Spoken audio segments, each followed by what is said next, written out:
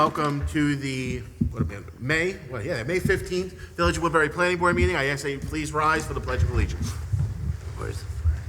I pledge allegiance to the flag of the United States of America and to the republic for which it stands, one nation, under God, indivisible, with liberty and justice for all.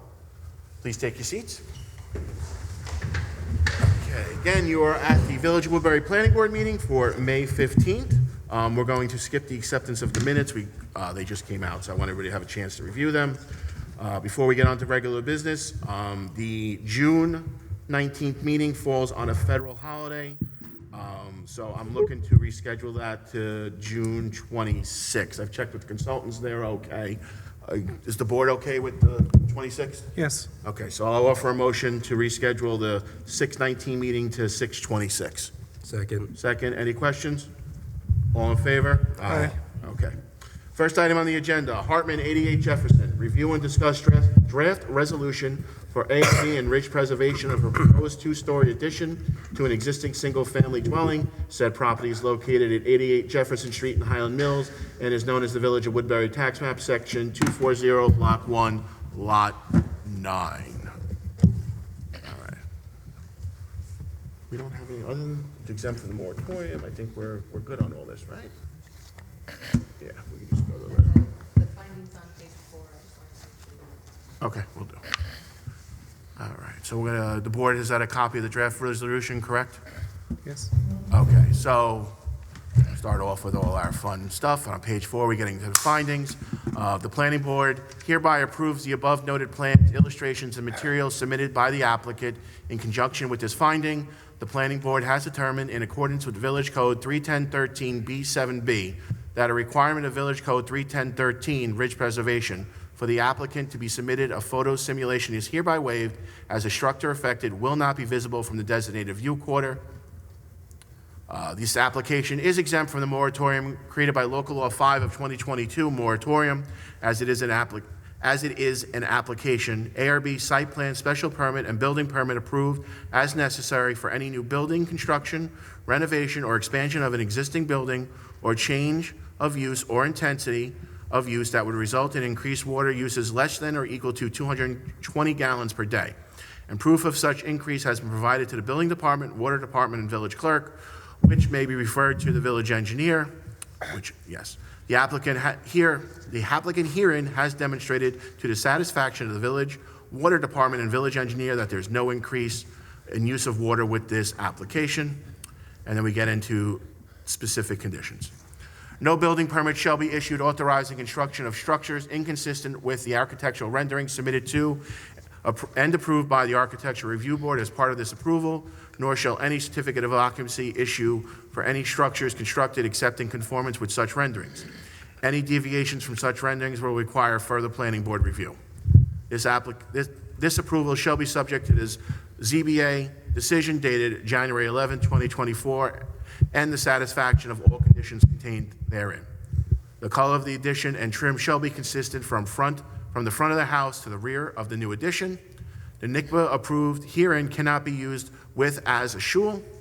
The mikveh approved herein is a private facility for use by the owners of the property, i.e. this mikveh is not open to use by other members of the public. There shall be no queuing of cars and no pedestrian traffic to use the mikveh. There shall be no public water connection to the pool. No trees shall be removed for the construction of this addition.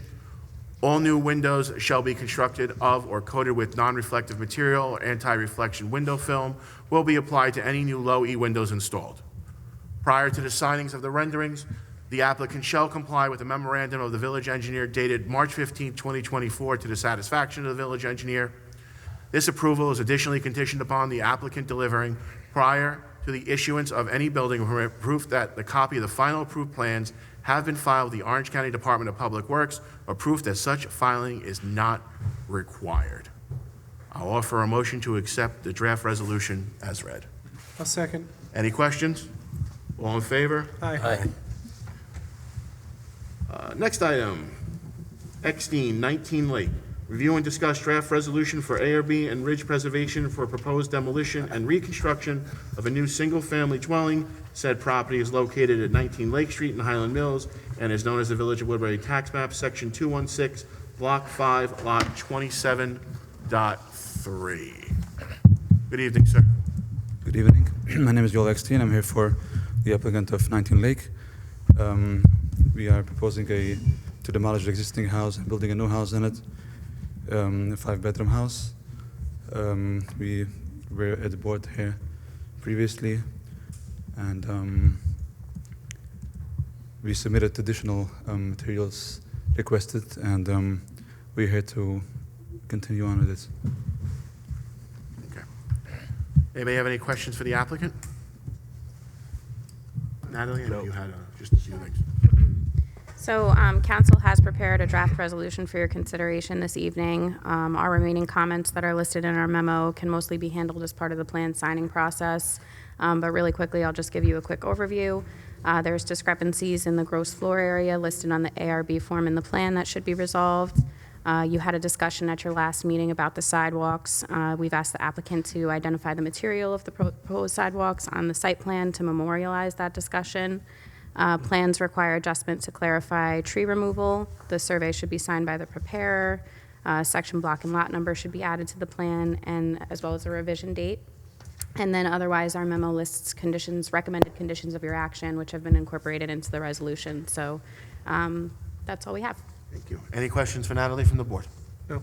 Okay. So I'll just go into the draft resolution we have? Yes. Okay. All right. So this applicant, I'm sorry, Kelly, you didn't have anything, right? I did not. Okay. Sorry, forgot to ask you.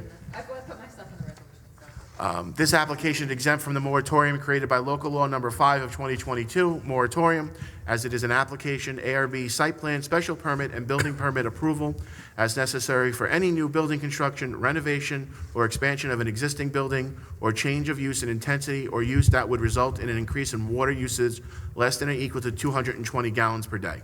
And proof of such increase has been provided to the building department, water department, and village clerk, which may be referred to the village engineer. The applicant herein has demonstrated to the satisfaction of the village engineer that there is no increase in the use of water with this application. So, and then we get into our specific conditions, which I just scrolled past. There we go. No building permit shall be issued authorizing construction of structures inconsistent with the architectural renderings submitted to and approved by the Architectural Review Board as part of this approval, nor shall any certificate of occupancy be issued for any structures constructed accepting conformance with such renderings. Any deviation from such renderings will require further planning board review. Prior to the signing of the renderings, the applicant shall comply with the memorandum of the village engineer dated May 8, 2024. Revise the gross floor area on the plans and/or ARB form for consistency. Revise the plans sheet S1 to show the 4 trees that will be removed to construct the new dwelling. Only 4 trees shall be removed for the construction of the dwelling. This approval is for a 5-bedroom, single-family dwelling. Neither the playroom nor any other room shall be converted to an additional bedroom. All new windows shall be constructed of or coated with non-reflective material. Anti-reflection window film will be applied to any new low-E windows installed. Prior to the issuance of a building permit, the existing frame shed shall be removed. The applicant shall provide proof of adequate septic and well facilities and/or submit design documents for the same to the building department for review and confirmation by the building inspector. Prior to the issuance of a certificate of occupancy, the applicant shall remove all of the dumpsters from the property. No dumpsters shall be permitted on the property. The approval is additionally conditioned upon the applicant delivering, prior to the issuance of any building permit, proof that a copy of the final approved plans have been filed with the Orange County Department of Public Works, or proof that no such filing is required. I'll offer a motion to accept the draft resolution. I have as a read. question Yep. about the dumpsters. The dumpsters are not there right now. They were there on the summertime. The reason why the dumpsters were there because the applicant, the owner of the property, he offered to have the dumpsters for the neighborhood because it made it better for the neighborhood because there were bears and there were problems with it. So he offered to use his property for this. So the question is, I mean, he doesn't want to put it back there if he doesn't want to. He wants to get it approved. I mean, if that's a condition, he wants to take it away. But the question is, if he wants to put it in there, if he wants to put it back for during the summertime, is there a way he can do it? I mean, is there a problem with it? Well, right now it's not being allowed by resolution, so the resolution would have to be modified, and we'd have to I guess, come up with some ways, though, that dumpsters would not be an eyesore. I think that was the problem the board had with them, that they were large 40-yard dumpsters just kind of sitting out there. So in other words, it can be part of the condition right now, and if he wants to put it back, he can come back to modify the resolution to put it back? Yes. So right now, the approval would be he's not allowed to have the dumpsters. If he Okay. wants to put them back, he would need to come back Okay, and sure. get his resolution modified. Okay. Okay? Well, they're permitted during construction. Well, yeah, this was the dumpsters that came up during the conversation. But Right, yeah, this this says isn't, dumpsters. so- no, It construction was, dumpsters it was a would not garbage be- dumpster, right? Yeah, that's a normal process So of they can't construction. stay there is what we're saying. Yes, Yeah. they can't stay there. Any other questions from the board? Okay, so I'll offer a motion to accept the draft resolution as read.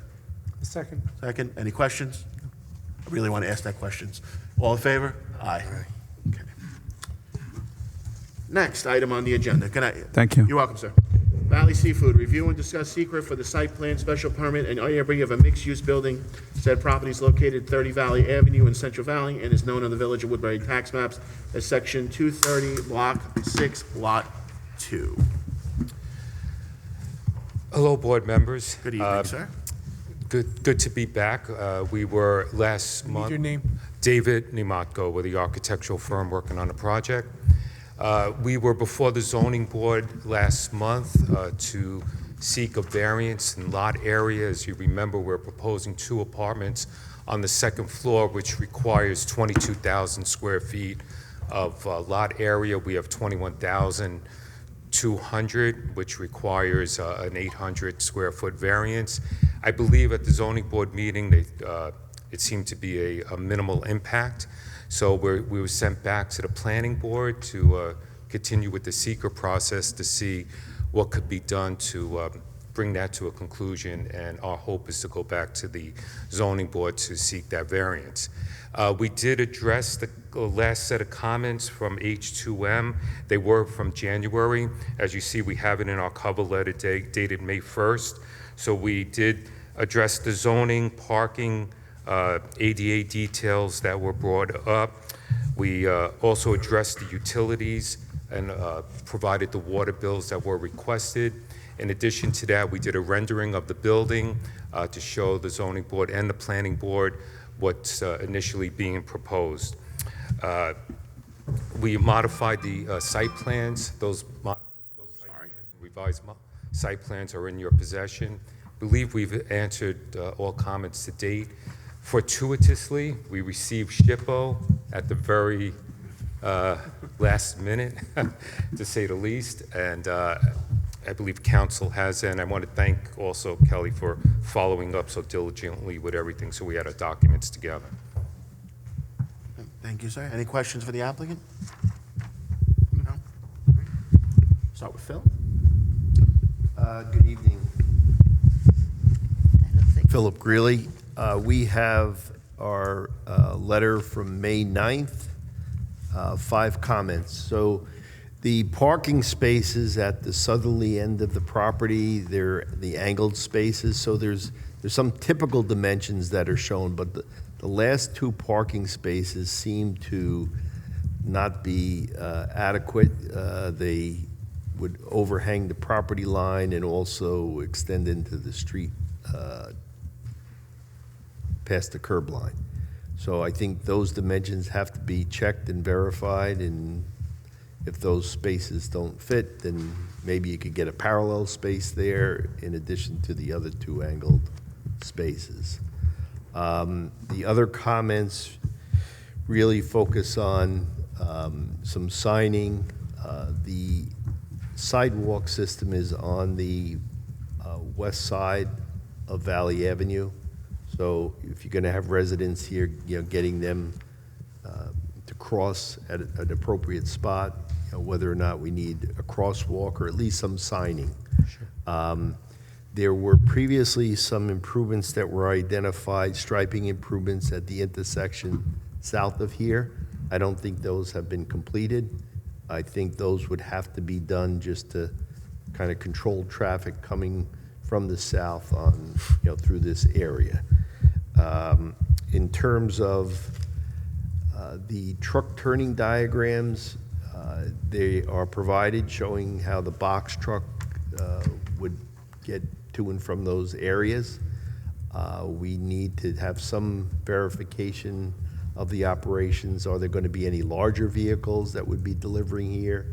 And how would that occur?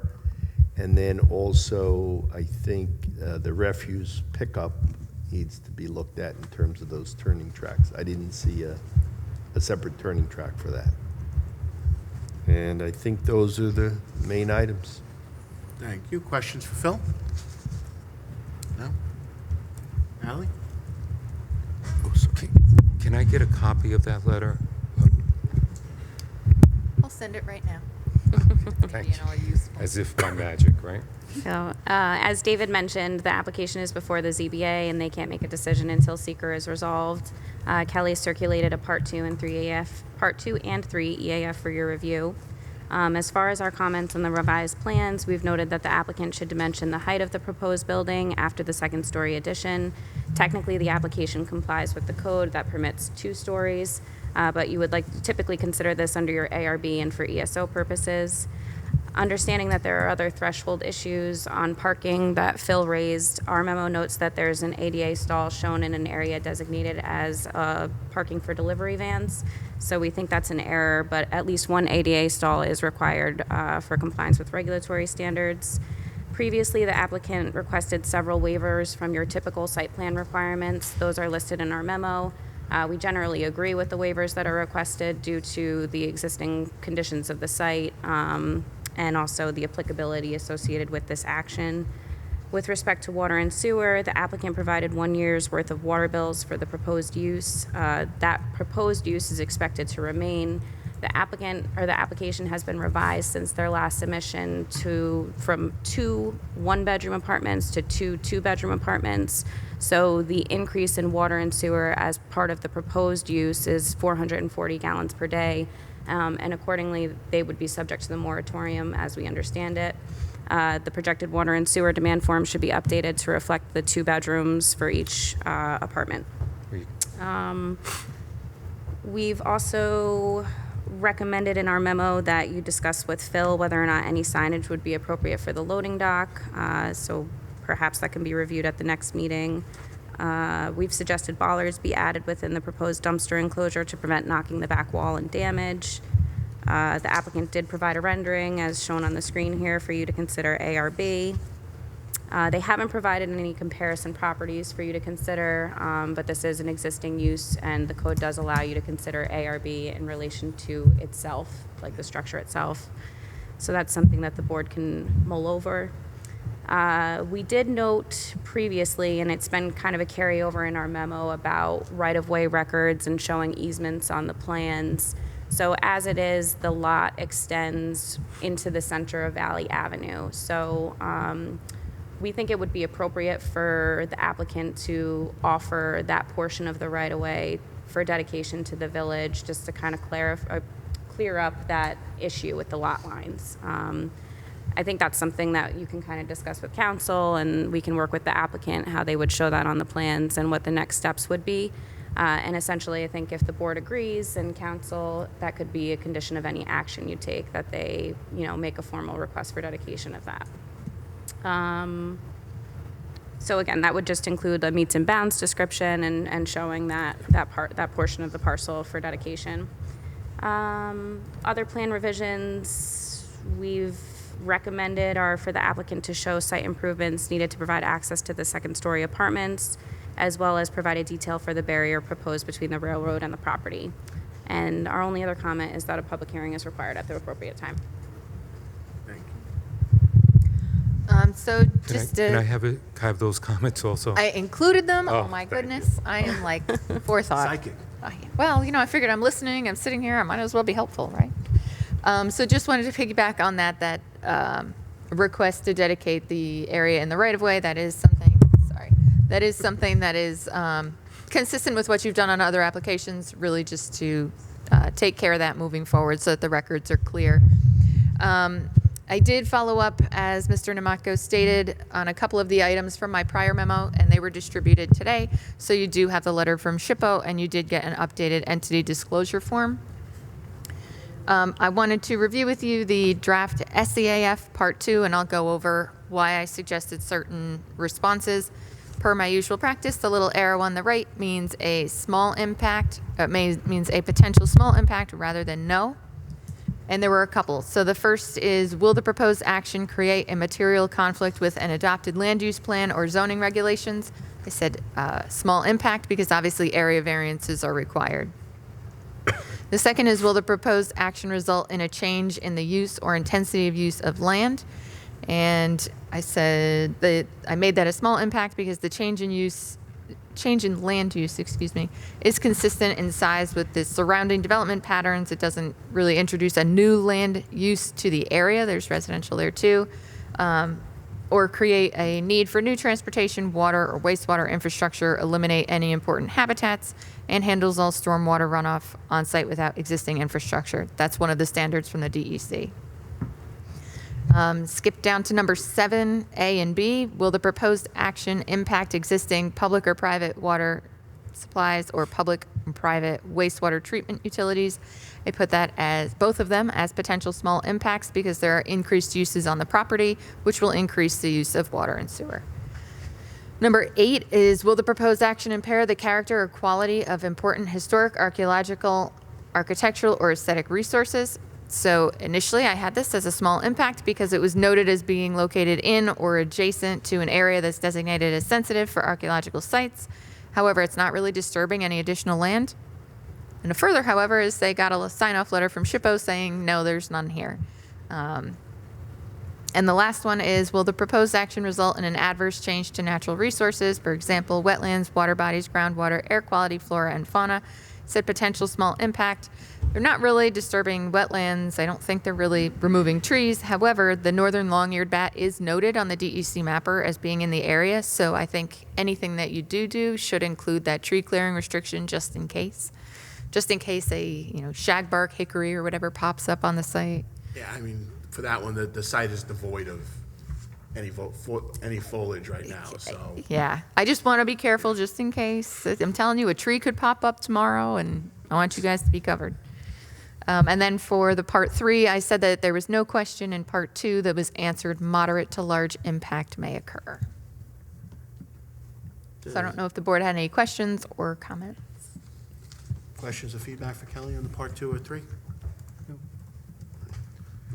I'll offer a motion to accept the part 2 and 3 with the modification to 8, right? We're going to strike. Yeah, for SHPO. Okay. So I'll offer Second. that motion. Second. Second. Any questions? All in favor? Aye. Could we move secret along now at this point? If you would like, you can make a motion to issue a negative declaration, and I can draft one up for your file that's consistent with this. Okay. So I'll offer a motion to have council issue a neg deck on the secret for this project. A second. Second, questions? All in favor? Aye. I know you go back to the ZBA and you have more work to do in front of us as far as the ARB approval and stuff, so we won't keep you tonight for that. I just have a question for you. The tractor trailer, or the trailer is gone in your rendering, does that mean it's going to be gone permanently? It's my understanding. We're limiting deliveries to the box truck kind of a format, not large scale or. Yeah, because they've got a 52-foot trailer that has been camped out there for a couple of years now. Yeah, I asked for the site to be cleaned up. Okay, cool. I like that. By the way, I got a comment on the car. That's a nice little Yes. touch you. Hey, you know Nice little what? touch you threw I think in one there. of the public comments was the historicity of the area, so we added brackets, that simulate the old train station, and we thought the car would be appropriate, so. It fits. I smiled when I saw that. Took a little. It's not red, but it's nice, yeah. I figured you'd maybe like you'd hide a little red balloon in a tree or something like that. I'll tell you, I was close. I was very, very close. You got to sneak it in on one of the projects. I will. All right, so we'll see you when you're back from the, right? It's from the ZBA. ZBA, yes. Yep, it's from the ZBA. Thank you, everyone. You're Have a welcome. great evening. Have a good night. Chugging along this evening. Crystal Springs Holding, 110 Seven Springs, public hearing for a proposed 4-lot subdivision and consideration of the freshwater wetlands permit. Said property is located at 110 Seven Springs Road in Highland Mills and is known on the Village of Woodbury tax map, section 213, block 1, lot 17. Good evening. Good evening, Mr. Chairman, board members. Michael Morgante representing the application. Last we were here, we had submitted a majority of the items. We had some changes, small changes, I believe, to the EAF Part 3, as well as a few other items which we have submitted, and we're here tonight to continue the public hearing if there's any comments from the public, and to potentially have the board consider some action tonight on the project as it relates to preliminary approval. I will turn it over to the board and consultants for any comment, or if you want to open it up to the public for additional comments from them, you can do so. Thank you. Does the board have any applicants? Questions for the applicant before I go to the consultants? No? So as was stated, this is listed for continued public hearing for the subdivision, as well as the site plan, and also it will be listed for public hearing for the freshwater wetlands application. Also, you are kind of advancing seeker at this moment, so what we've done is we received the Part 3 narrative from the applicant. In our memo, we've noted where we believe plan or material revisions are required based on the content of that narrative. We've also noted where there are minor typos in the narrative, so that should be resubmitted to kind of reflect, to be more accurate, but essentially I don't think that those impact your decision under seeker. And we also have noted that there is one item that we think the board should discuss. So we've previously commented and noted for the board, and I think you guys are aware at this point, that the water quality testing performed on the one well that's been developed there showed an increased level of turbidity, iron, and manganese above the maximum contaminant levels established by regulatory agencies. So the applicant discusses means of mitigating those by further well development, filtration, water softening, which we think is appropriate. However, our memo notes that the way that the septic systems are designed currently, they're not designed to accept the backwash from a water softening system. The applicant, since receiving our memo, has provided correspondence from the Department of Health as well as the Elgen fabricators, essentially saying that the alternatives acceptable to them are either to upsize the septic system, a larger septic tank and absorption field, or more laterals, if you will, or also to discharge to a separate septic system as long as it meets the separation distances to wells, proposed wells. So essentially, what we're getting at is there is a means of mitigating. So there's a means to filter the water, to remove the levels that are high, as well as a means of discharging the water from any softening or equipment that would be required. So we think that this issue is essentially moot. So sorry that I just went over all of that with you. But I thought that was important to discuss with the board. The other thing that the applicant's EAF was revised to indicate that they believe that the subdivision complies with the ridge preservation requirements of the code, and that a separate ARB and ridge preservation review would occur when each new home is proposed for building permit.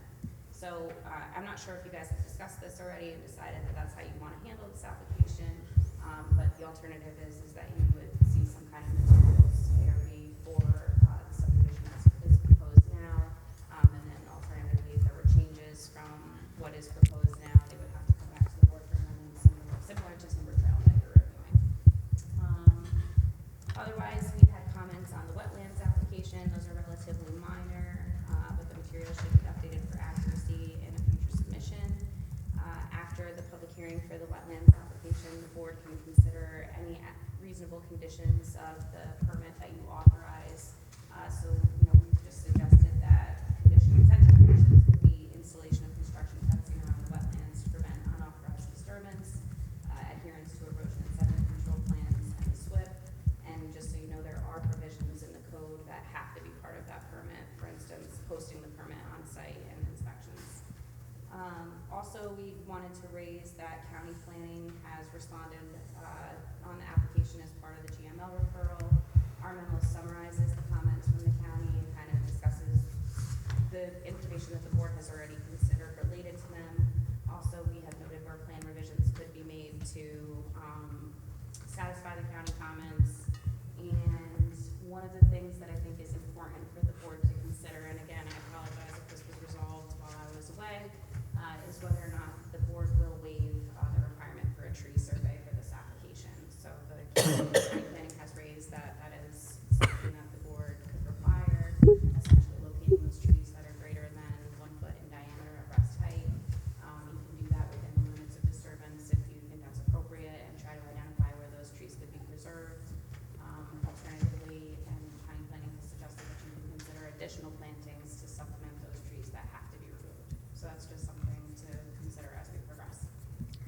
think you've got questions for Natalie?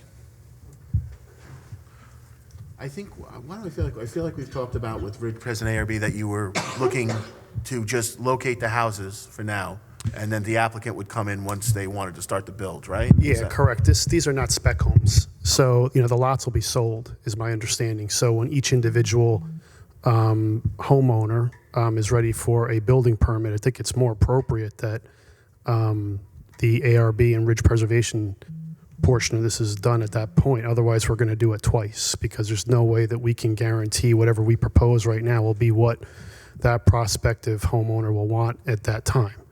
And we have no issues making that a condition of any resolution or even notes on the plans. I just think it's more appropriate because I can guarantee you whatever we do at this time right now, it just will not most likely be what someone else wants. I mean, I'm also only showing boxes on a plan right now. I have no idea what the architectural plan will be that these people may want or whatever else they may look for in terms of colors and sizes and locations. So I don't see the value in it at this point.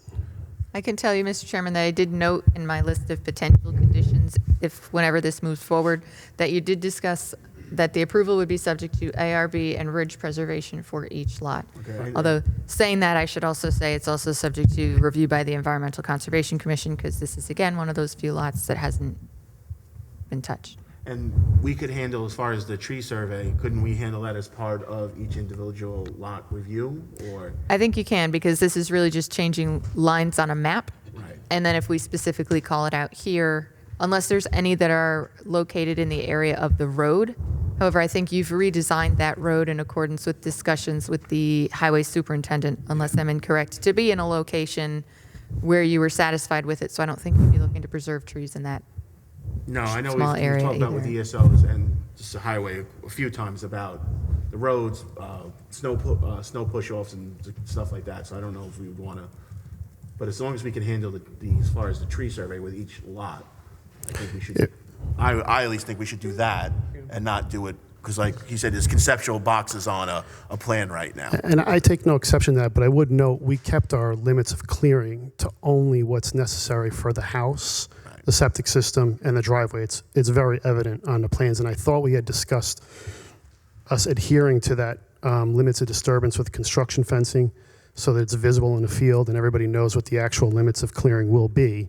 I have only shown what's required on the map so that a 30 or 40-foot tree wouldn't fall on a house, essentially. I couldn't keep the limits of clearing any tighter if I tried, and I don't think a prospective homeowner would want a tree that close to their house. I tend to agree with you, but we'll handle it on a case by case. That's fine. And just as far as with the ARB and Ridge Pres, I mean, I guess the word of caution wouldn't, and I don't think the board has any problem with doing it on a lot by lot basis. It's whoever the first lot to get built is going to typically set the tone for The rest of it. the rest of the And neighborhood. at that point, we could establish a palette of acceptable materials and colors. So as long as you're okay, with that, I mean, I have no issue with that. Okay. I've discussed that with the applicant. They have no issue with it either.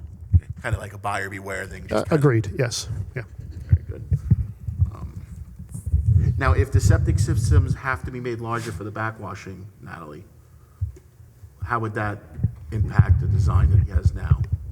Well, they're gonna have to show that on the plan, so I think the next step is if the board moves to preliminary action on the preliminary subdivision approval, essentially, there would be a condition that the wells need to be further developed and tested, to confirm that the water quality parameters are below the MCL. And then if they are above the MCL, then the applicant needs to show on their plans, their final subdivision plans, the method of treatment, as well as if there's a softening equipment, they'll need to show the expanded septic systems essentially at that time. So I think that's something that can happen between preliminary and final subdivision approval with the appropriate conditions of your action. And would it make the septic system that much bigger if they had to add for the backwashing of the? Well, it just depends on the softening equipment, I think that's used. So, I mean, certainly the septic tank needs to be upsized, but that doesn't really change. It's a I think hole in the dimensions. ground, yeah. Exactly. It would really be the absorption fields and how much additional land But we're not talking like double, right? No, typically what I've done is, I mean, what I usually use is a Hague maximizer. It's somewhere around 20 to 30 gallons per day for backwash. So that's what I account for. Considering that this is 550 gallons per day for the residents, I mean, you're talking about a 6-7% increase. So Like another lateral, I too. very well have already oversized the laterals already, because when you size Elgins, you have to go by 4-foot increments. And you always round up. And by default of rounding up, you always actually have a little bit of additional capacity. I'm not worried about bringing the plans up now, but I thought I might have already taken the first steps in showing that, unless you may not actually have those plans, but I've already started looking at it. Okay. So increasing the septic tank capacity is not an issue. I certainly believe we have enough room on each individual lot to increase the size if necessary for handling the backwash from water softeners. Okay, thank you. Anybody else have any questions, concerns, comments? No? Oh, one other thing too. Sorry.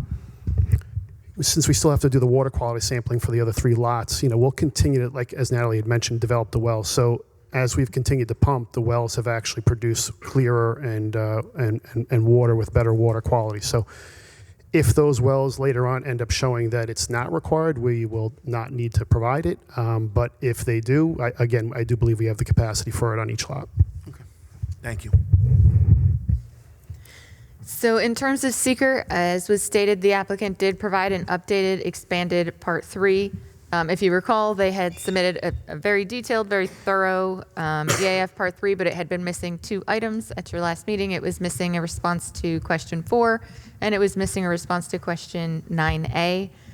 They have submitted the update that does address those 2. I did just want to bring your attention specifically to their response for 9A, because it says it doesn't discuss any local scenic or aesthetic resources. It talks about state. So I didn't know if the board had anything specific in mind that the applicant should be addressing. And if not, I'll just keep going, but you think about that.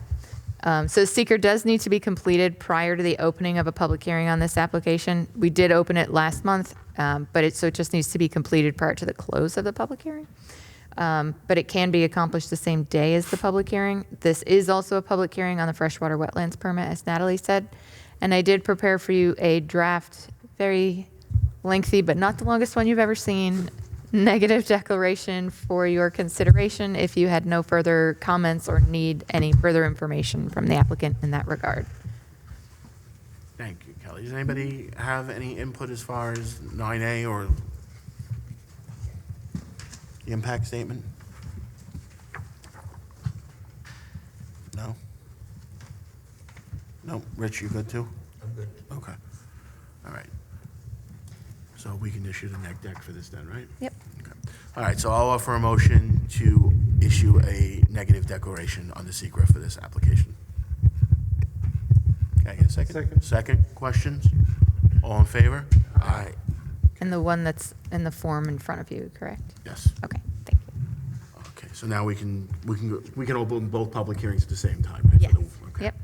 All right, so now we get to open the public hearing again, both for 110 Seven Springs, for the general subdivision, and the freshwater wetlands permit application. Anybody wishing to speak on 110 Seven Springs? Don't all get up at once. Second call, 110 Seven Springs. Third and final call, 110 Seven Springs. Okay, let it noted that nobody has risen to speak and no written comments have been received for either the wetlands or the regular subdivision permit, so I will offer a motion to close the public hearing. I'll second. Second, any questions? All in favor? Aye. Aye. And then we need a motion for the wetlands permit, correct? Oh, I thought you just closed the public hearing did. for that. Oh, I'm sorry. Yeah, do you want to incorporate that into the subdivision so that it's all included in one resolution? What's the best way to do it? Probably We don't that way. normally do, we haven't had a wetlands permit in In a very long a time. very long time. So the actual permit itself would come from the building department, Right. but I think the last time you did this, and I think is still the proper way, is that I can incorporate it that way, incorporate it into any draft resolution. That way, any conditions that are specific to that freshwater wetlands by this board will have a separate little section, and any that are specific to the subdivision plat will have a separate little Okay, section. so a motion for preliminary, Motion to authorize the drafting of a resolution. It will say, or it should say, motion for preliminary and final, minor or major, but the final subdivision where things need to be done, that's your signature. So this just covers both so that they really don't need to come back unless they choose to. Everything could be, well, they'll have to come back for the resolution, but everything can be addressed in the resolution for both the freshwater wetlands permit, preliminary and final subdivision. did you get that? I was just going to say, motion to authorize the drafting of a resolution. Okay, so all for a motion for drafting a resolution consistent with council's discussion. With herself. We'll go with that? Second. Yeah. Okay. Questions? All in favor? Aye. Aye. We're a little rusty. We haven't done one of these in a while. Now you know what I'm it's glad like to be the in first my one to head. make you refresh your memory.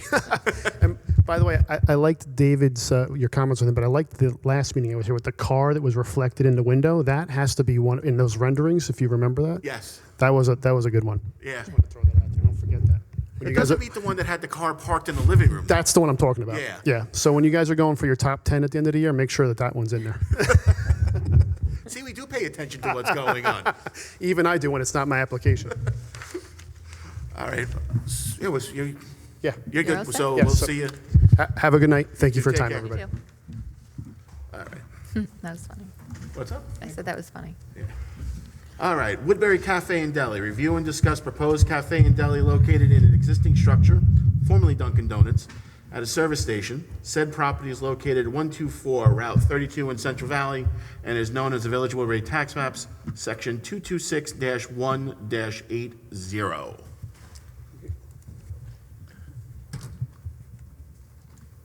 Give me 1 second to switch my screens around, sir. Concrete doesn't go this way, because there's two of them, they go this way and this way. This is by the, I'm starting to lose. yeah, Woodbury Deli, where are you? Up there it is. in your, Okay. in this way, concrete culvert, but it goes this way and this way. There we go. I knew I had it somewhere. Runoff, yeah. So on your drawings. Yeah. Yeah, yeah. That's all right. Welcome. State your name for the record, please. Good evening, everyone. My name is Mohamedullah. Here, my partner Sophia Ahmed is here, and my leaser, Mr. Bimal Ganatra, owner of a mobile gas station, is also here. So thank you very much. And I have been waiting for these days for actually almost like 7 months, and we are suffering to get the thing done. And I would like to request Your Honor if you let me read through the narrative that we made for this business. Yeah, I presume the narrative goes over what you're looking to accomplish at this site? Yes, please. Okay, go ahead, sir. Thank you. Good evening again. The nature of application is we are seeking approval to open the Woodbury Cafe and Deli, the Delhi-style establishment to be located at 124 Route 32, Central Valley, New York, 10917. The establishment would continue a second principal use on the Can you speak just a little bit more into the microphone? I'm sorry. You can pick it up out of the thing. The air vent okay. just kicked on right over here, so Yes.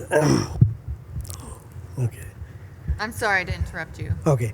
No, the establishment would constitute a second principal use on the property to be stayed with mobile gas station and its convenience store.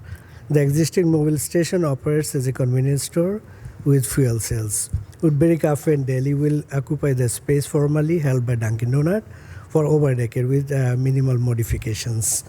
Woodbury Cafe and Deli will be primarily selling packages and pre-made food to the local and neighboring community. To keep the food delicious and healthy, we will be using modern electric ovens, microwaves, soup containers, hot cases, juicers, deli cases, freezers, refrigerators, and upgraded coffee, cappuccino, espresso machines. Customer will also be able to order limited amount of freshly made breakfast, salads, and sandwiches. No grills will be used, and there will be no seating or delivery services, allowing for a quick service model. The premise will not serve as a fast food restaurant and will operate similar to a convenience store. A much lighter traffic flow is expected from the previously existing Dunkin' Donut. And property involved. The property affected by this resolution is shown on the tax maps of the town of Woodbury as parcel number. The establishment is located in Central Valley with frontage on State Road 32. And our operation is Monday to Friday is 7 a.m. to 9 p.m. and Saturdays and Sundays is 8 a.m. to 8 p.m. And this pre-existing site conditions. Woodbury Cafe and Deli will be utilizing the existing water and sewage services previously used by the Dunkin' Donuts. Given the expected lower traffic volume, the water and sewage uses are anticipated to be a lot less than the former Dunkin' Donut. The attached is as attached the comparison. There will be no disturbance to the already existing drainage system. Additionally, a health inspector has inspected the Woodbury Cafe and Deli and has certified the premise to be in line with health codes and has provided a permit as attached with this narrative. I'll hand in at the end. Parking and accessibility. Between the two principals use of the property, Woodbury Cafe and Deli and mobile gas station and its coinciding convenience store, there are 18 parking spots available. Both business owners have entered an agreement to share the parking spaces and attached to this narrative. That's also I will provide at the end. Although the proposed location is not a heavy foot traffic area due to its location on Route 32, there is a sidewalk existing around the location of patrons. Patrons use. Additionally, one handicap parking spot is available to secure accessibility. Site improvements. Since obtaining the lease, slight modifications have been made to improve the functionality and aesthetics of this establishment. Installation of 3 countertops with dimensions 9 feet 10 inch by 26 inch, 10 feet 3 inch by 26 inch, and 4 feet by 2 feet. And this installation of security cameras replacing the cameras used by the Dunkin' Donuts in order to maintain safety and security. And number 3 is a permanent store sign for the Woodbury Cafe and Deli below the sign of mobile gas station, as well as temporary signage demonstrating the opening of the Woodbury Cafe and Deli. The business partners of the Woodbury Cafe and Deli together have decades of experience with food preparation and business management. Our customer base is mostly local and repetitive and would be happy to have reasonably priced, fresh and healthy food service from a family-friendly environment. When our business earns a larger customer base and turns profitable and sustainable in manner, we have long-term business goals of opening additional neighborhood-friendly locations. Given these conditions and the history of the establishment, we kindly request the approval to open the Woodbury Cafe and Deli at 124 Route 32, Central Valley, New York, 10917. The success of its neighboring convenience store and successful operation of the formerly existing Dunkin' Donuts demonstrate the viability for a new food service business. We are confident that the community will benefit from the establishment without impacting the pre-existing environmental and commercial systems. Thank you very much for your time and listening. Thank you, sir. I just have one request. Can you email that to the building department tomorrow? Email, yes. Yeah. So just to the clerk, so it can be part of the record, please. I can do that. Okay, thank you. Does the board have questions before I go to the consultants? No? Okay. Phil?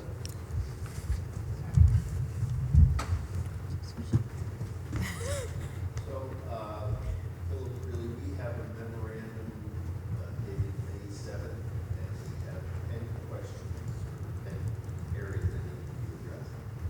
First item is identifying exactly the size of the area that's being used for the deli. And the reason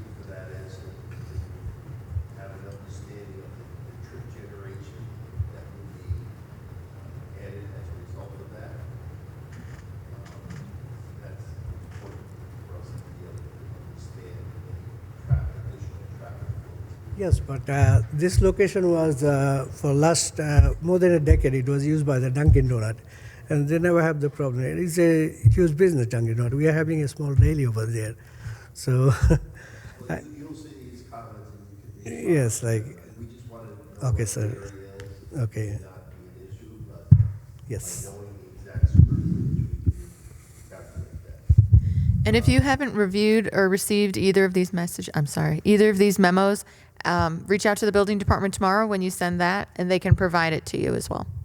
Okay. We would like to make sure there's a review of the accident history at the driveways. There are some accidents in that stretch of roadway. And typically, we like to look at a 5-year period to see if there's any requirements to restrict turning movements at either of the driveways. It is a state highway, the state DOT will weigh in on this. Yes. Also, very importantly, there's an application for a project in front of the board for a hotel. And there's a conceptually approved road connection from Turner Road opposite Oakland Avenue, just north of this property.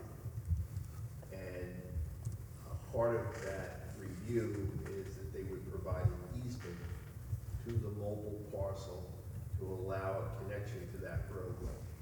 And the importance of that is, at some point in time, there may be a traffic signal at that intersection, which would allow some modifications and ease of movement to this site. So that's something you're gonna have to explore.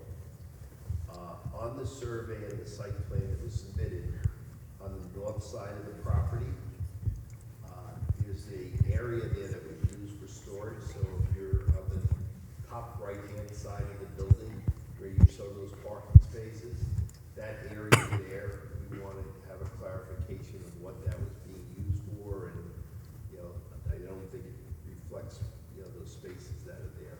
But that is, again, is important in terms of having an easement to connect to the future roadway, the red line, the property line just to the north there. That's the location of where this other road is proposed. And we would like to, you know, understand what's going on in that area, because that's the logical place to get a connection to that road. And again, this is to plan it out. The road isn't there now, but we need to know where an appropriate easement would be to allow that connection. We've also asked for some clarification on the deliveries and the turning movements, what we call turning track diagrams. When this was built, some of the standards were different than, you know, what they are today. And I think that's important to be looked at. The other issue to address is, you know, with the deli here, you know, we've seen in the past where people will stop along the shoulder on the west side of 32 and come across to get coffee or whatever it may be in the past. That's something that needs to be looked at, and that would be looked at together with the accident date there.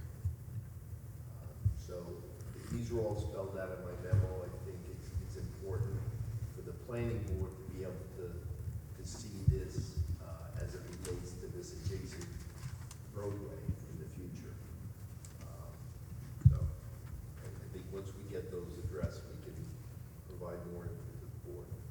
And again, you know, I think with the increased usage of the deli, there will be some increased traffic.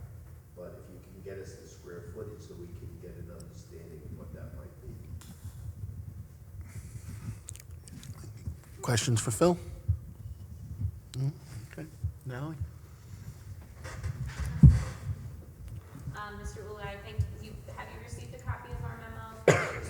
Yes. Okay, because I know your narrative kind of addressed a lot of our comments. Yes. So when you submit that to the building department record, we'll be able to review that and kind of either strike out our comments as needed and also discuss with the board any additional comments that we had. So I think for us, the big threshold issue was what does this use as the cafe and deli fall under in your code? So it could be a convenience store, a fast food, or a restaurant, and I know Mr. Ula has discussed that in the building department what use it actually is. If it's a convenience store, you know, we'll then be able to analyze what impacts there are under your bulk criteria, again, as this being a second principal use along with the mobile gas station Yes. on the lot. Just, again, our memo notes that the water and sewer demand form, we do need to have those calculations, you know, for this use, you know, regardless of whether or not this was used as a Dunkin' Donuts before, and you believe that the water and sewer would be more for that use versus this use, we still need to have those numbers provided to us as part of that form. It needs to be complete. Additionally, it should be, right now the board has a survey essentially of the lot, which is a good starting point, but for this board, they're considering a site plan application, and there are requirements of a typical site plan that are listed in the code. So at a minimum, a bulk table needs to be provided on the plan that shows what the required lot area is and what, you know, you're providing essentially for the two uses and whether or not there's a variance needed. You know, there's side yard setbacks, coverage, things like that. And again, I know that there isn't any site disturbance proposed as part of this, so on your plan, you should kind of indicate that, you know, no changes to lighting, you know, no site disturbance proposed, things along in that nature. And also a parking analysis needs to be provided on that plan as well, which is something that Phil has gone over in some detail about, you know, what we would need to see to confirm those calculations essentially. So really, I think that aside from the applicant, you know, submitting the narrative, submitting a site plan with some of those details that we've listed in our memo and that Phil has requested, as well as a short form EAF that's necessary for any application before the board. So if you need a copy of that, I think the building department could provide it to you. But essentially, with that information, we'll be able to kind of advance this a little bit further. That's all I have. Thank you. Questions for Natalie from the board? Okay. So my typical saying, you got a little bit of homework here. So we'll wait for your next submission. The board can't take any other action tonight until we get the additional information that we need to make some determinations. And once we get that, you'll be rescheduled. This will require a public hearing. So the faster you get that information into us and we get it on the agenda, we can get the public hearing scheduled and keep this application moving. So please, can I have those the list that what I require, a written one? Yeah, when you contact the building department tomorrow, you can ask them. They'll give you both the consultant's memos, and then they can tell you what code section you have to look at for the site plan requirements. Okay. Okay? Got it. Okay, that's it. Thank you, sir. Thank you very much. All right. Moving on. Next item. Wrong sheet. Aon Hotel, ARB, review and discuss documents submitted for an amended ARB of a previously approved hotel. Said property is located at 100 Estrada Road in Central Valley and is known as the Village of Woodbury Tax Map, Section 226, Block 1, Lot 21.22. Good evening. Good evening. George Lithgow from J&G, attorneys for the applicant. With me tonight, Hector Barros, Munoz Barros, the architect, and Ming Yi, who is the construction manager on the property. The genesis of this appearance is basically that the building department has been inspecting the property. It's under construction, it's substantially complete. They're looking to open at some point, perhaps in midsummer, late summer. And during the inspections, there was some question raised about the ARB review. And as I guess none of you guys except maybe Kelly remember, ARB was done as part of the 2016 application. It was public hearing in February and March of 2016. Eventually, there was a resolution of approval in 2018, and the applicant started work just before COVID. So it's been a long road for them. They have been working to the extent they could during the pandemic, closed down, and the supply chain interruptions that occurred afterwards. But they have progressed to the point that there has been consideration of CO, and in that process, the building department looked at the ARB and said, we're not exactly sure this is what was approved. And there's clearly some things that have changed. Windows, the configuration of windows, the location of a few windows has been modified based on circumstances that the architect and construction manager can explain. The rendering is similar but different. The facades in the front and back are changed in some respects. So we're basically here, we thought we were coming here tonight just to talk about the ARB, explain to you the changes that have been made, show you what is, in this case, actually what you're going to get. It is not the conceptual discussion that took place in 2016 with the renderings that are what the building department had to look at. This is very close to what is actually there. It shows the colors, the general location of the design details. But the way I look at it and we have an architect, so I have to be careful what I say. The way I look at it is it's slightly dressed in a different form than it was originally considered. But my impression is it's not a bad thing. So we are here to explain, to apologize for not having done this throughout the process, but as the architect will explain, there's maybe a little bit of uncertainty as to whether the renderings necessarily are what you actually saw at the time of the original approvals. But what we do want to do is leave you with an accurate representation of what is there, what's been done, and receive your comments about the change and the consequences. I know there is in H2M's memo a section that deals with possible site plan improvements or site plan modifications, and what raises the question of whether or not a site plan amendment would be required. After considering that memo, the applicant has looked at the proposed reconfiguration of the entrance and has abandoned that. So it's going to be reverting, or it will be reconstructed to conform with the original approval. We've also had opportunity to speak with the highway superintendent about the guardrails at the entrance, and he's told us what he thinks makes sense there, and we are going to do whatever he recommends and you accept.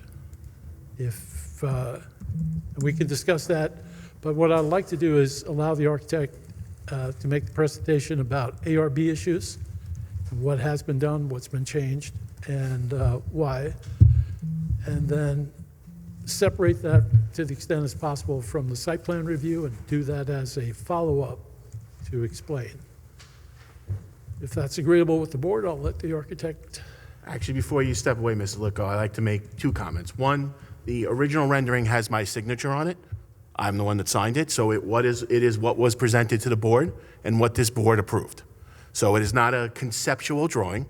It is what this board reviewed. Most of the members of the board, probably Rich was the only one on the board at the time, did review these renderings. So it was never meant to be conceptual in nature. This is what the board reviewed, and this is what the board approved for that site. That being said, this is also now the second or third time I have asked you not to contact village consultants, village department heads outside of this board. You called the superintendent today, and so did your construction manager, and had a conversation with them. This board has a procedure. If there are questions dealing with the resolutions or items in those resolutions, you speak with our attorney. Our attorney will put you in contact with the right people. I will not tolerate you circumventing this board. I'm going to be frank here. You're the only one we have this problem with in front of this board, and I will not tolerate it anymore. I apologize. I understood we cannot speak with your consultants. and you called the hiring superintendent to ask for his feedback, trying to move the process along, this board has a procedure. If there are questions about what this board has approved, or what is in resolutions, or site plan changes that need to be made, which this would be, this board will send a letter, so it's part of the record, to the appropriate department head. They would respond in writing, and it would be made part of this board. That is the procedure for the last 7 years I've been on this board. Well, now I'm clear on two things. First, that you were around at the time of the public hearing, and second, the procedure. And I will adjust my behavior. Thank you, sir. And I'm also, I want to clarify what I meant by conceptual. When you see a plan, whatever it is, it shows you what's intended to be built. In this case, we have something that is built, and we're trying to be conform to that. So that's what I meant by a conceptual plan. Okay. Not that it was, not what you approved. Understood. So, with that said, I apologize, and I'll turn it to you. Thank you. Good evening. My name is Hector Munoz Barris, from the Barris Architects. So I want to just take you through some of the bigger points on this. The bottom image here is a photograph, and you see this canopy, which is not going to be what's going to happen. We're going back to the original canopy as was approved 8 years ago. Okay, so disregard that construction. Okay, the drawings, we've modified the drawings to show the new window configurations. Now, originally, the windows that were called out for and that were approved were Pella sliding windows. Okay, and which, as you see in the top rendering, which is an actual rendering. What was ultimately put in were these fixed windows with an awning below. Now, at the time, I'm not exactly sure their timing of when they bought these, but I do know during COVID, I know that Pella was 4 to 5 months out. I know this personally because we have many projects that were, that we were impacted because of the tremendous delays during COVID. So the windows have changed substantively from sliding windows to this fixed over awning.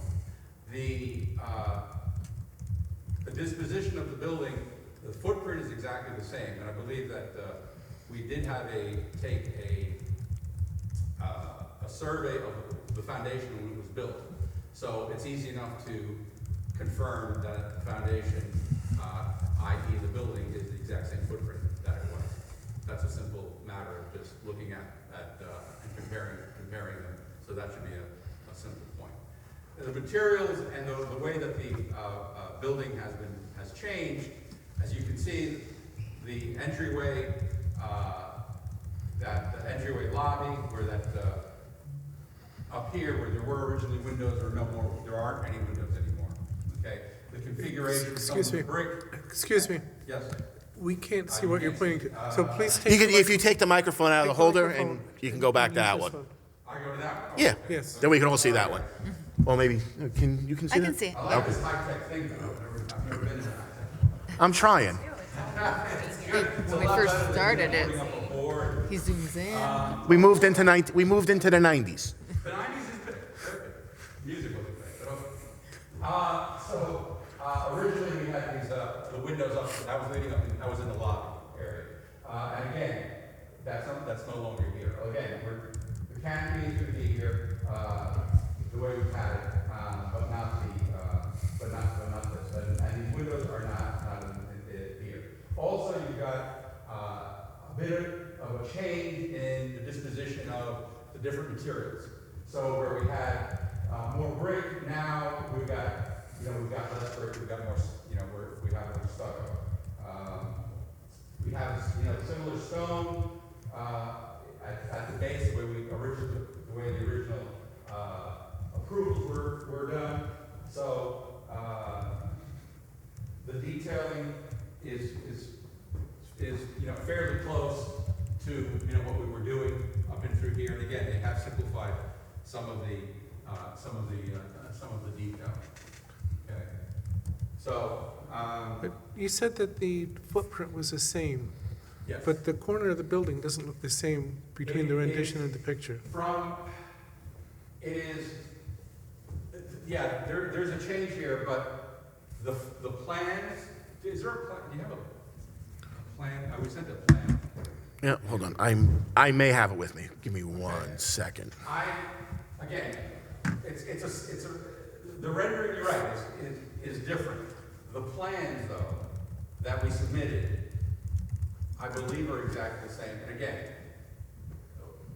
we've got a survey of the foundation, so it's a simple matter to compare once we, survey of the foundation is built and of the original plans. I have elevations. You know what? The floor plans I have are the ones from Way back. way back. I don't have the new. You just. They should be the same. I don't think this board needs to concern itself as far as how the inside may or may have not changed. They could reconfigure that all they want. Right. I think what this board needs to concern themselves with tonight and what they're. Whoa. Whoa, whoa. Wow, we've gone to 4. Didn't even try to do that myself. Again, I believe that this rendering, and again, this is very exaggerated right now, because the perspective of the it's taller and not as long. But again, I believe, and again, you have to take a look at it, I believe that the plans as built are consistent with the plans that were submitted. But again, that's a simple thing of taking a look at. Right. A couple of other little changes that were there. We did originally have a bulkhead going up to the stairs. Originally, if you recall, there was a lot of concern about the height of the building and whatnot. So originally, in the original plans, we showed hatches from the stairs to get up. During construction, someone wisely thought, well, let's make hatches up there. Let's make an actual bulkhead up there so that the firemen and equipment installers and whatnot can get up there safely, which of course is, and you can kind of see a remnant of it here. Okay, well. Yeah, no, it's. Can I stay over here? You can stay over there. That's fine. Maybe I'll stay over here. As you can see over here, all right, there's a stairwell here. And so originally this wasn't there. Hold on. Oh, yeah, originally this wasn't here. And there was just a hatchway to get up from the stairway. So that's been installed in the front and in the back. And obviously it's much better. It's a safety issue, of course, and we hope that there's no concern about that. Again, basically that's the gist of it. So those are the major concerns, major pieces of the changes that have been made.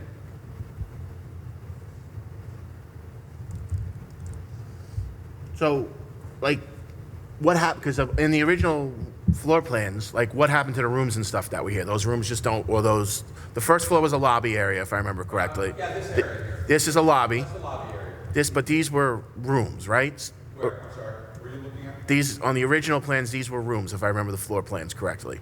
These, not here. This was looking into the lobby. These are rooms up here. Okay. Okay. So we just. Up here. But this was into the lobby. That's an office. This is the sprinkler room back down in here. But no. So the rooms were here. This was again the lobby. It was a two-story lobby. Mm-hmm. Yeah. The major reason why the rendering has discrepancies when compared to our actual build-out is the approved building plans did not follow this rendering. And we follow the plans, not the rendering. The building typically follows the plans. That's also why we have bulkhead, because on the structural plans that were approved by the building department, it shows bulkhead. I'm aware. I took that up with the building inspector when it first came in, that these bulkheads showed up when they weren't supposed to be there because the concerns of the height of the building were originally discussed. And I know the building inspector asked you to scale those down because they were originally square up top, which you did. You squared the backs off. But I'm gonna say this: just because the building department signed a set of plans doesn't mean it's okay. You can't go to the planning board, give the planning board one set of plans, and I hate to, Larry can attest to this. You can't give the planning board one set of plans, say, and have this planning board approve them, and this is what it's going to look like, and then go to the building department and give them something else, and then say, well, the building department said it was okay, and this is what we're going to build. The board, and again, half the board wasn't here at the time, but the members of the board, including myself, were very concerned about the way this building looked because it's smack dab, and I get the zoning allows it, smack dab in the middle of a residential neighborhood. And it's in an area that has a lot of older homes. That's why this board wanted to see the stone and less stucco and the types of finishes that were on it. I mean, so this was a conscious choice that was made. This wasn't like a supply chain issue. This wasn't a mistake. You guys decided to actually do this and build the entire building like this. So, I mean, let's just call it is, and then you went to go get your CO, and the building inspector looked at what was approved and went, no, it doesn't match, and that's why we're here today. So, I mean, I just want to have a clarification, okay? Take the microphone. That were submitted. Take the microphone, please. Thank you. The plans that were submitted to the planning board are the same footprint as the construction. we're not worried about footprint. This board's not worried about footprint right now. We're worried about what the building, you could put, as far as I'm concerned, it could be a giant gymnasium behind those windows right now. Don't care about it. We care about what the outside of the building looks like right now. No, yes, but it said, Ming had, it said that, again, or the implication was that there was a different set of plans that were submitted. Plans, not necessarily renderings, but plans to the planning board and then to the building. But don't plans normally have the finishes on them? No, but the plans have a particular shape. Yeah. Okay, so, again, so it's not like it was a different set of plans. It wasn't, okay? The rendering, as again, as been said, is the piece that's actually, slightly off, okay? Oh. I guess I slightly. think we can agree to disagree on that part. Yeah, I think we'll agree to disagree on that one. Well, the rendering is different from the plans, is what we're saying. But Yes, but the plans should have complied with the rendering that was presented to the board, and we understand that that didn't happen, which is why we're here now. So we just want to focus on moving forward. Okay, again, I just want to be clear with it, okay? It was in this area here, but basically the entire building is exactly the same. other than the different windows and the configuration of the windows and the different vestibule and, I mean, let's agree to disagree here. Well, okay, yes. But substantively, the windows don't, The windows They do. approved them. I think the windows were approved. you should stop at agree to disagree because you're not helping the application. Okay. Fine. Feedback?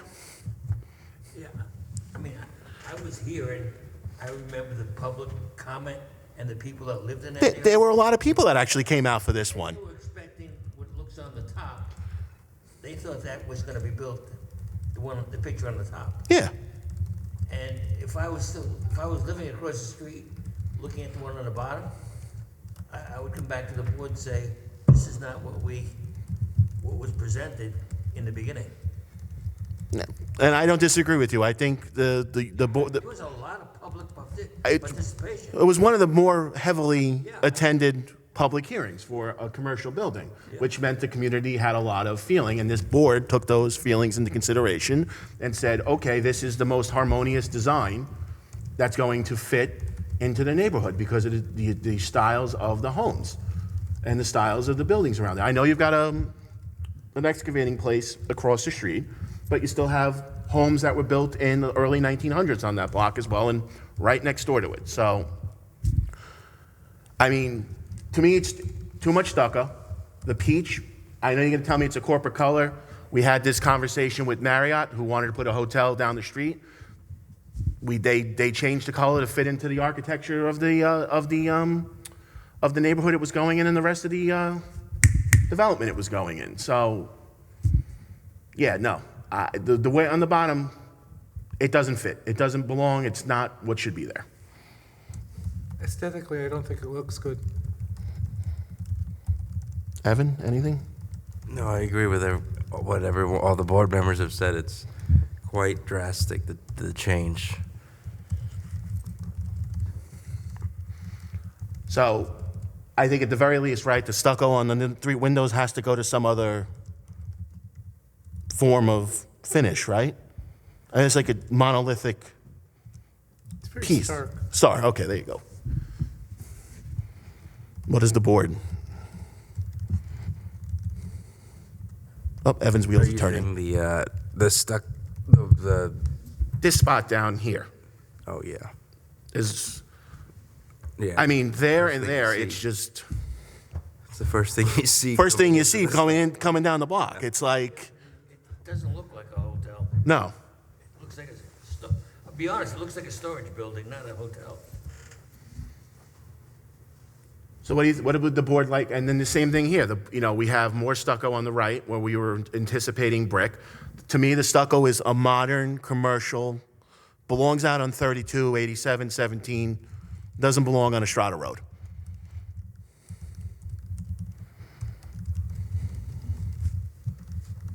So what do you guys think you can do to soften the building up? What do you guys think? I think you're hearing what the board says. The stucco's got to, that amount of stucco's got to go. I think that's doable. On the side of the entrance, we can, instead of having this be stucco, we can match the brick finish here. Okay.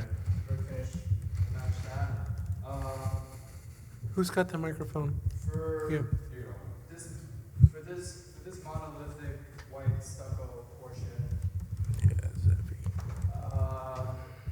I mean, If you can't give us an answer tonight, that's fine. You guys can put some. I also have to talk to the flag. I can't just independently make focus decisions. Okay. And nobody's expecting to you, but, here's your feedback from the board. Yes, George? Can we meet with your consultants between now and your next? I mean, you can meet with them, but they're going to just kick it back to us because ultimately we have to approve whatever you design. Someone who can provide feedback, so we can adjust it further, we can do that? What do you think? We need some. I mean, typically when you authorize meetings with the consultants, it's regarding technical items. A lot of the ARB items are subjective for the board. They're less technical in nature. I don't think that Natalie and I would be able to weigh in to anything to a great degree other than to direct them to the provisions of the code and maybe to statements that were made by the board tonight and perhaps back in 2016, 17, and 18 when this came before you, which I was there, but I have to look. But if they think that would be helpful to have a discussion for 10 minutes or so to give a little bit of what we think this board is leaning towards tonight, that's up to you. I mean, I'm okay with that. I mean, ultimately, it's still this board's decision. They're going to have to come back to us with whatever they come to, so. But right now, the only comment has been about that one.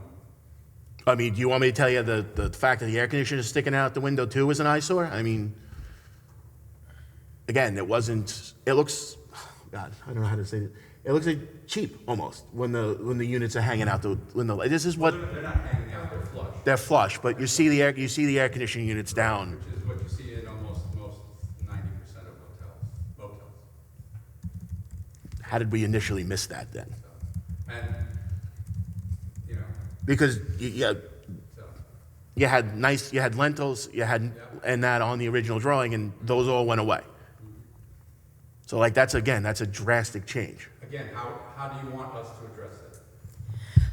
They've, I think, already pointed out which drawing they like best. So maybe look at that drawing and see what you can do to the other one to make it more like what was previously approved. But you do understand that if you take a look at the drawings, Mm-hmm. the elevations, and the floor plan, but the elevations that were presented at this, they show through the wall units. Not, you know, they do show that. Do you have those also? Do you have those? I don't have them, no. That was before we went completely digital. I don't, We have it in I have a Dropbox. I can. Hold on. Pedestrian study, turning radius, site plan? No. Architectural. Oh, we're going old school.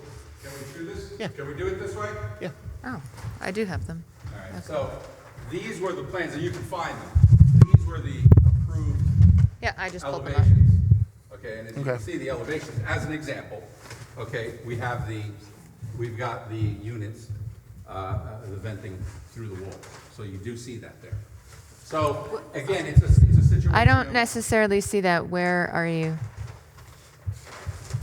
There are these right underneath here. So this is what I have, and that doesn't show those. Yeah, Is what- that a what- different what is date? yours What's, dated? next Maybe I'm- question would be, what's my signature on? Because that's what got Yeah. approved. Actually, I yes. don't think you signed the elevations if I'm. This not was mistaken. right as I took over as Yeah, no, chairperson, so. I think that it would have been, I think you signed the rendering, and possibly the reason you didn't sign the elevations was because it was different from the rendering. What- So the All right. board approved the rendering and not the elevations because of the disparity, potentially. So we have to research Well, that? actually, yes, no, this elevation, these elevations are the modified elevations. So I stand corrected. Okay. I stand corrected. Felt my electronic files were out of order. I would have been digging for an hour tomorrow. These are the ones showing that. So, So I guess really the direction is, how do we want to address these things, though? How do we want to address it? well, you've got to soften the building up and make it look fill in. I mean, that's why you're the architect. We're not architects. Well, Well, okay. But he's not here as an architect tonight. He's here as a planning board member. I mean, you saw what the board approved and you got the feedback from the board. We're going to let you work your magic with your clicking and see what you can come up with. If you come up with 2 or 3 different renderings, the board is okay with entertaining 2 or 3 different renderings, and maybe we pick and pull from different ones and come up with a homogeneous plan that way. I just have a question that I'm scared it's happening even between this and that elevation you showed. On the brick corners, it looks like I can't tell if it's flashing or trim, but that's not reflected on the 2D elevations. Which, All those in The between. cornices up here? No, on the side of each brick, Oh, on here. the photo, below. Below, the one on the bottom. The white trim that's on the corner of the brick horizontally. Yeah, those that are repeated throughout the building. I don't think they're on the elevation either.